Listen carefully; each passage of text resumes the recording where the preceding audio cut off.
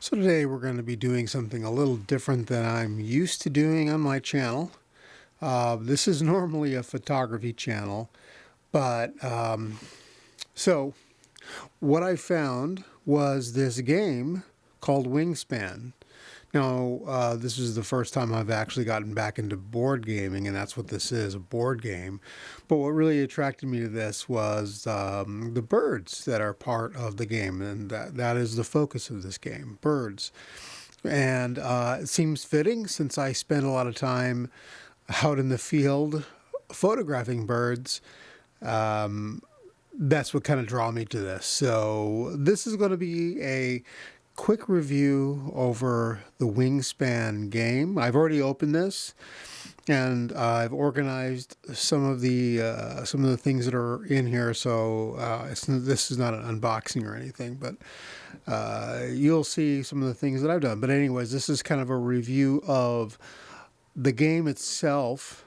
But it's not playing. I'm not going to be showing you how to play it or anything like that. This is strictly showing you the things that come with the game and describing as best I can what the game's about.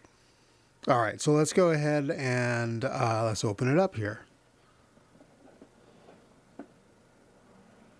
So first thing I want to mention is and this is probably true of a lot of board games. Again, I don't have any other board games. This is, I used to many years ago, but this is the first board game that I've actually purchased in a long time. And so, the quality of the box is pretty good. It's a very durable box.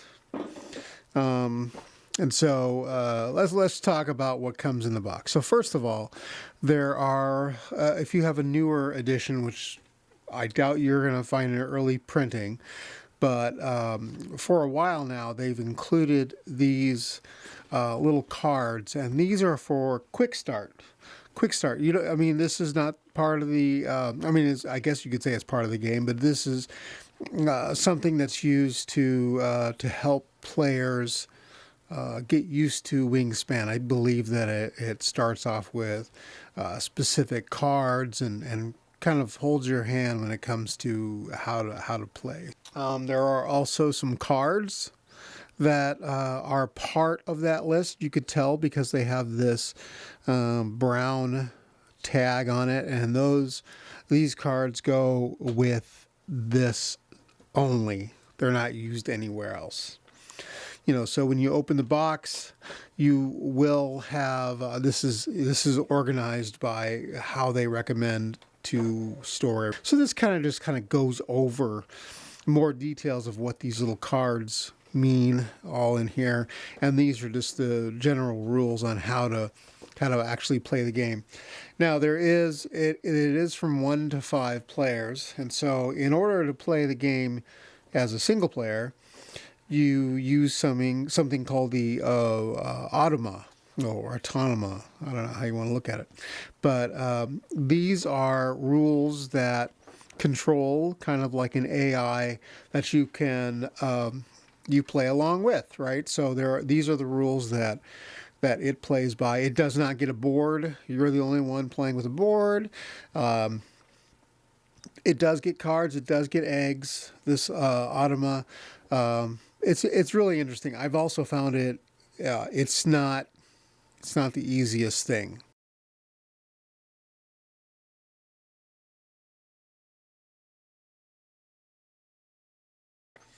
to play. Very hard. There are these, even though there's different varying levels of difficulty, and it's only done. Difficulty is by points. So instead of counting 5 points per something like a card, you can only count 3 points. So the difficulty is just counting up the number of points, but it's very challenging. I like it. I've played several rounds, several games with this, so highly recommend it if you're playing alone, if you don't have anybody around. So again, these are the instructions that come along with it. Okay, the game itself. Let's start off with some of the obvious thing here. So the game comes with this You got to put it together, but it is this birdhouse. It's kind of nice, and in the birdhouse is in two pieces. You simply you you put it together like that. It just slides together, and this is used for the dice. You put the dice in the back here, and it rolls out. It's just, I mean, you don't really need it. It just kind of adds to the fun of the fact that it's birds, and you're using food comes out of a birdhouse, so kind of makes sense. But we'll set that aside here. Let's look at some of the other things. So let's start off with the dice. As I mentioned, when you're going to roll the dice, it's going to come out of the bird feeder. And the dice consists of these 5 pieces. And the dice has, fish on it, a mouse, fruit, I guess they call it fruit from a cherry tree. You have a combination of invertebrate or seeds. And this one could be either one. That's just a plain invertebrate, and this is just the plain seed. So those are the items that, when you roll it, that's how you determine what food is available in the bird feeder. And when you need to play a bird, if you want to take items out of the bird feeder, it's kind of makes it random. And if you don't have the food, you can't play the bird. The other thing that comes here is these are the goal tiles. Whenever you're playing the game, so let's look at the game here. Whenever you're playing the game, you have these goals or these rounds, right? There's 4 rounds in a game, and whenever you rank the players based upon these goals. So, for example, if I take one of these goals, and this is total number of birds. So, when I finish first round, the number of birds that I have in the field, I total it up, and whoever gets first place has the most number of birds on their board will get 4 points. So that's how that works with these goals. And it's just a random set of goals. Makes it kind of challenging, which I like, definitely. Well, one thing I want to make it kind of obvious when I'm going over these cards, I've added I put them in card sleeves. Now, some people will like that, some people will not.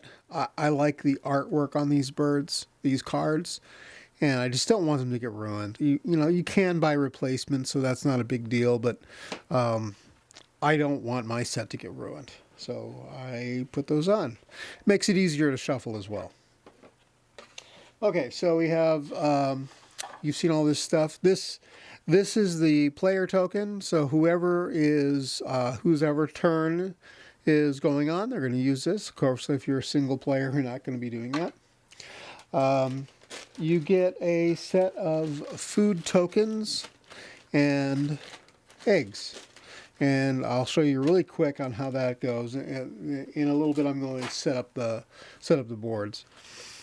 These are what they call these are turn cubes. So you start off, and there's 4 rounds, and this shows you'll use one of these cubes to indicate how many turns I have per round. So when you start off, you have 8 of these things, and you have 8 little actions that you can perform per round, and then it goes down by 1. Then the next turn or the next round you have 7 turns, then the next round 6, and the final round 5.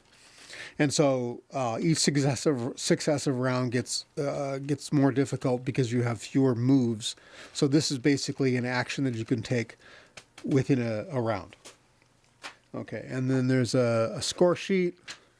It does come with this nice case, and you have 100. I think it's 180 bird cards, and so. Really nice cards, and they all have important things to know, right? There's like where the bird. Well, you know what? Let's go over it. Makes it a little easier instead of looking at the cards right now. So let me set these down. The last piece that is in this is the actual player board. So they're actually good, strong cardboard. So when you play it, this is the board you play. And these represent the 4 rounds, as I mentioned earlier. And there are different habitats, right? So you have the forest, you have the grassland, and you have the water or the stream or whatever, the lake. And each habitat, birds gravitate to one or more habitats. Birds that are in the forest can get food. Birds that are in the grassland can lay eggs. Whenever you have a bird, or you play around here or play a turn in the water area, then you can draw an extra card, one or more cards, right? And if you notice, as I mentioned, the number of turns you have decreases. But and I'll show you how this works. You can get more cards as you go. Like in this case here, you could trade an egg for a card here. And over here, you could trade any kind of food for an extra egg. And up here, you can trade any card for another dice, which equates to food. So let's go ahead and I'm going to set it up and we'll continue on. So let me pause the video really quick and I'll get this set up. Okay, so here we have the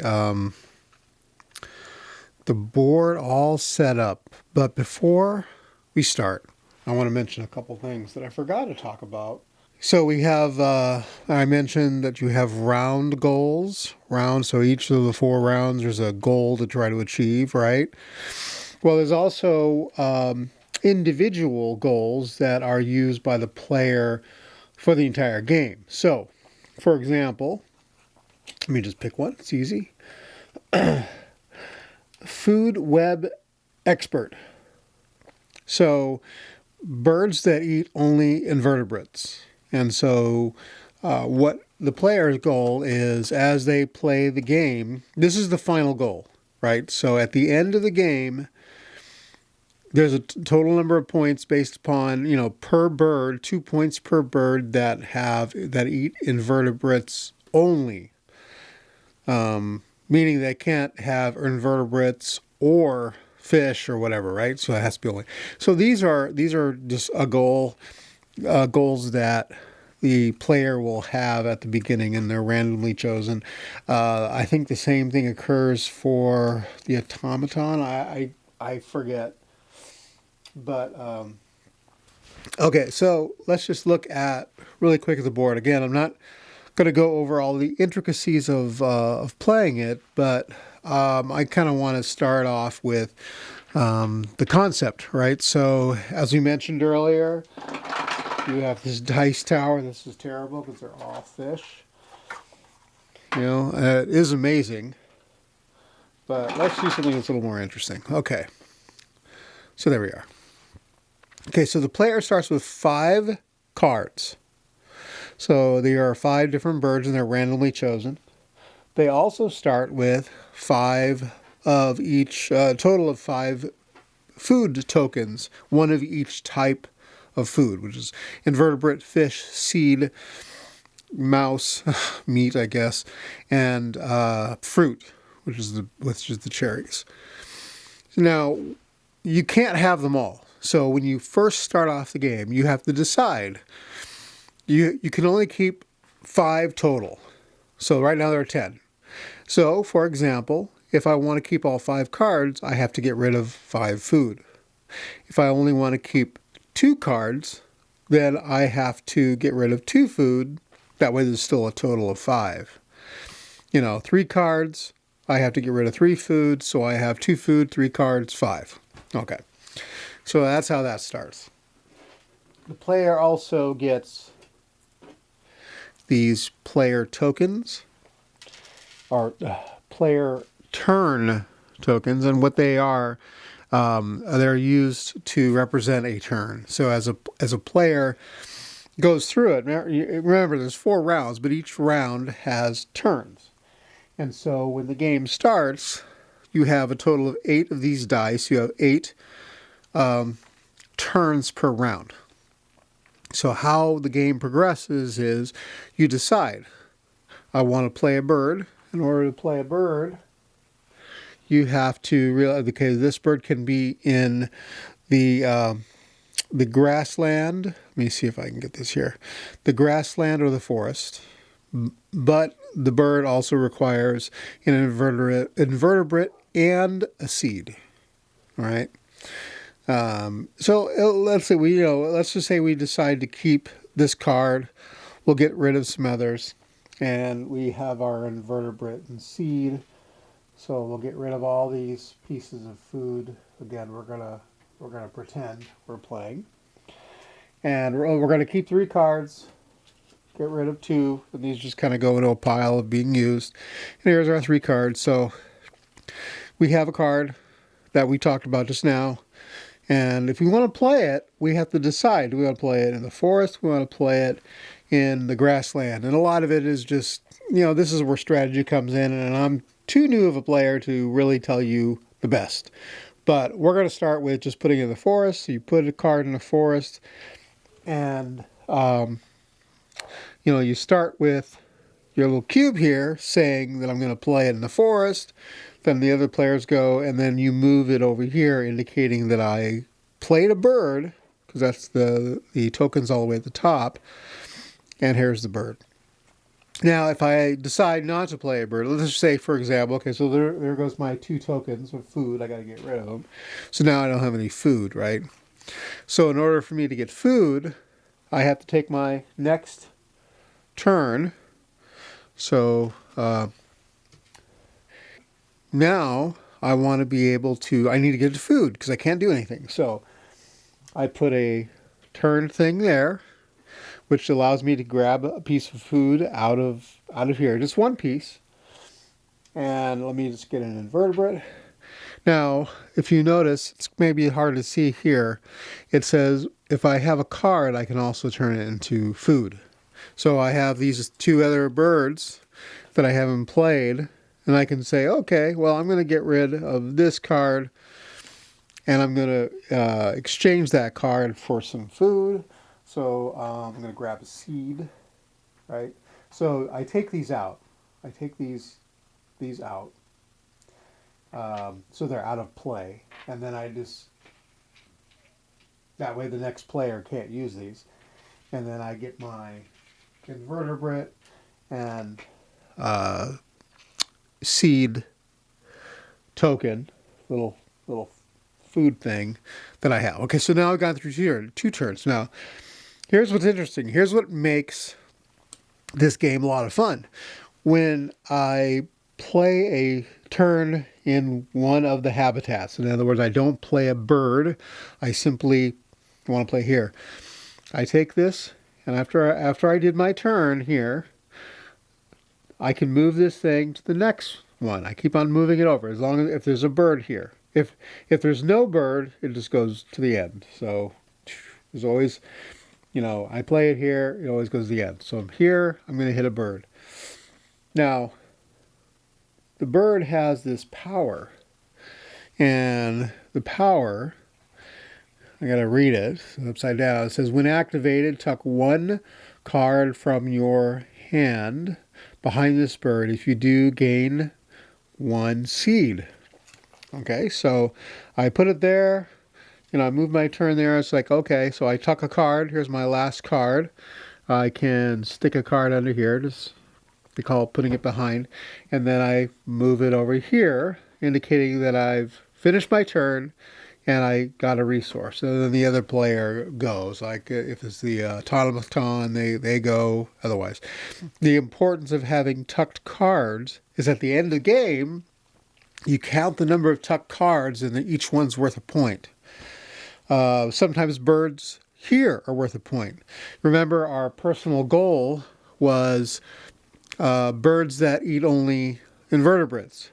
Well, this bird does eat invertebrates, but it also requires seed, so it doesn't fit that. It has to only eat invertebrates. So let me see if I can find an example. I think I got rid of one that was like that. Nope. But there are bird cards that their food is only an invertebrate. So that's just an example. And of course, you continue going. You either decide whether I want to take a turn and play it here to get a resource, and you always go to the next spot after where the bird is. So there's no bird here. So if I want to play something, I would put a token there, and that would give me 2 eggs if I have, and then that's the end of my turn. If I were here, because there's a card there, then I continue to play. So you can see, if I had a bunch of birds here in the forest and I play something, I would take my turn and I would get my food, and then my turn would go and progress here and activate every single power the bird has. I think they call it an engine. And some of these you get to tuck cards. Some of these you get food back. Like in this case, if I tuck a card, then I get another food token. So I'm automatically generating food, and I don't have to roll the dice for it. So, that's how that goes. And the bottom line is you continue doing this. You either draw a card if I want to put a token here, that means I'm going to draw a card. If I put a token here, I get 2 eggs. Something interesting about eggs. When you get eggs, you don't just keep them, you have to put them on a bird. So, for example, if I got 2 eggs, they could go on this bird. This bird only holds 2 eggs, so I can't put any more eggs. But if I get more eggs, this bird can hold 3, this bird can hold 3. So if I were to get eggs, I could get up to 6 more eggs. Significance of eggs. Eggs are important when you're playing the game because, like in some cases... So I actually got this part of the video wrong. I said that it requires 2 eggs to get 2 food. What I really meant to say is it takes 2 eggs to play a bird card. If I put a token and just want food, it doesn't require the 2 eggs. So I apologize for that little mistake. So eggs come into play that way, where it's kind of like a payment. Another thing eggs come in is, of course, at the end of the game, you count up the number of eggs that you have, and that's also points. So, again, you have all of these points that you can get from playing, doing this, whether I get food or whether I get cards.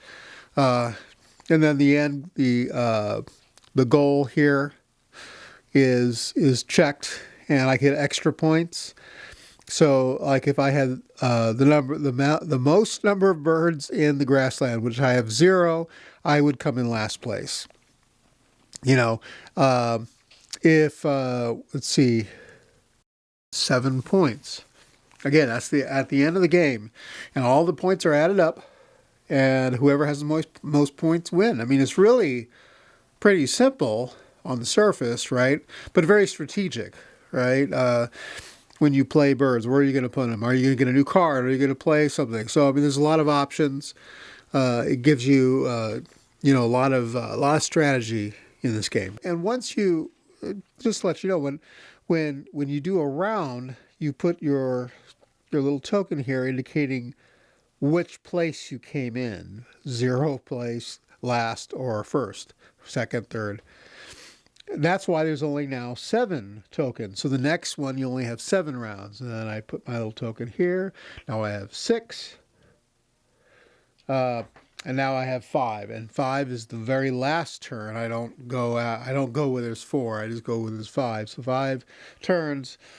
And I could do whatever in the 5 turns. Hopefully, I would have birds in the right places. I'd do a turn, I'd get a lot of actions. So those are the kind of strategies you want to put in play. That's how the game works. It's a lot more fun, even if you're playing by yourself with the Autonoma. It's a lot of fun. The cards that are up here are just used to represent, like if I need to draw a card, I would choose one from here, or because I know what they are, or I could go to the my cache of cards over here and pick one off the top. I wouldn't know what it is, but when I look at it, okay, it's a downy woodpecker. That's what I got, and that's it. I can't choose anymore. This is the card that I get. So it could be good, could be bad, right? So then you decide. Whenever if you take one of these, then it's got to be replenished with one from the cache of cards. So you have all of these, a lot of food tokens in a bag here, right? Each player gets a set of these, and you have a bunch of eggs that you could use. So the game comes with everything that you need to play this. So it's a great game. It's a lot of fun. It's different every time. Strategies are really cool. And as of right now, there are 3 expansions. You have a European expansion, Oceania expansion, and then there's a recently released Asia expansion. When I say recent, I think it's like within a year or two, because the original game came out like 5 or 6 years ago, 2019, which is 6 years, because this is 2025. Yeah, so that's the game. A lot of fun. Why I like it as a wildlife photographer, of course, is I just love I love the birds. I love collecting birds. I love to be able to, you can learn things from the birds, right? So you know what the bird is, where it is located in the world, and it has a little blurb about, what it is. So this bird feeds not only on oysters and shellfish, but also invertebrates. That's just kind of a little blurb on the bird. So it's kind of nice. The artwork's great. And overall, a fantastic game, especially if you're a bird lover, a nature lover. It's just right there. I have ordered some of the expansions, and I also ordered the nesting box, which allows me to put all of this stuff in one big box instead of keeping all the expansions and everything in their own separate box. But if you like it, grab it. It's good. You can find it online. You can go to Stonemeyer Games, pick it up. I've picked up this copy over at Barnes & Noble. Like supporting local. I like Barnes & Noble because it's just like one of the last bookstores. But yeah, please enjoy. I hope you enjoyed this video. Like and subscribe. Again, this is kind of an unusual video. I am normally displaying photography, birds, animals, right? Just kind of wildlife and using my camera to do so. This, and I think maybe one more I'm going to have about Wingspan, just as a game, wildlife, and how I find this fantastic. So, all right. Thank you very much for watching, and I'll catch you in another video. Bye-bye.